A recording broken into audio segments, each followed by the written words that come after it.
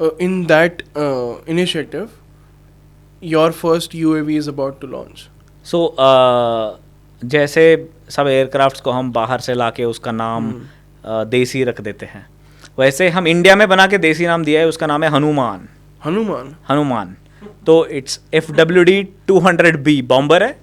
It's a male aircraft. What does that mean, male aircraft?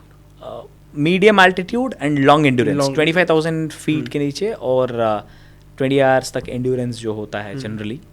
It's called male aircraft, जो बैराक्टर्स and predators है already world में. तो वैसा वाला, उससे भी ज़्यादा ताकत वाला अब इंडिया में बन गई है. और इस May 3 को लॉन्च करने वाले हैं हम बैंगलोर 3rd. इलेक्ट्रॉनिक सिटी में.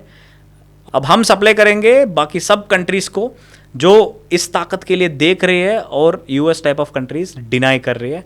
And we will be playing a big role in geopolitics now. And हम इंडिया की नाम ऊंचा करेंगे. Could you talk more about the specs? Yes. So ये जो एयरक्राफ्ट है, this can go at 370 kmph max speeds. It's a bomber aircraft and it's first male aircraft, medium altitude long endurance aircraft, and it's the first aircraft, unmanned aircraft ever built in India. After 15 years of unsuccessful attempts by DRDOs and HALs, we have eventually done it in a jugadu way by just spending 4 crores. 4 crores. Not a penny more than that. 2,000 crores, 3,000 crores spent in last 10-15 years around this, but we have only spent 4 crores and we have eventually pulled it off. So that's how efficiently we can work when systems are optimized. Yeah. And when you try to make it in India rather than bring the components from India and pay transfer of technology and assemble in India.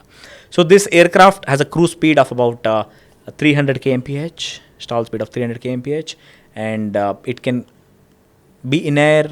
The endurance is about 12 to 15 hours. Depends on how much payload it's carrying.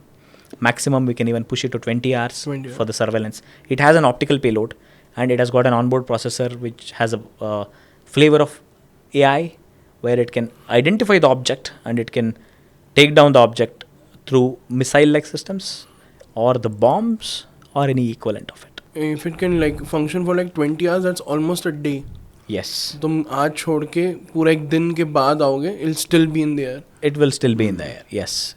And it has an operational range of about 200 kilometers. And आराम से 2,000 kilometre travel कर सकती है. And So beyond 200 kilometers, if you are going to just send it, it's a zombie. तो आप location load कर दोगे, object load कर दोगे, बोल दोगे भाई जाके बम कर दो.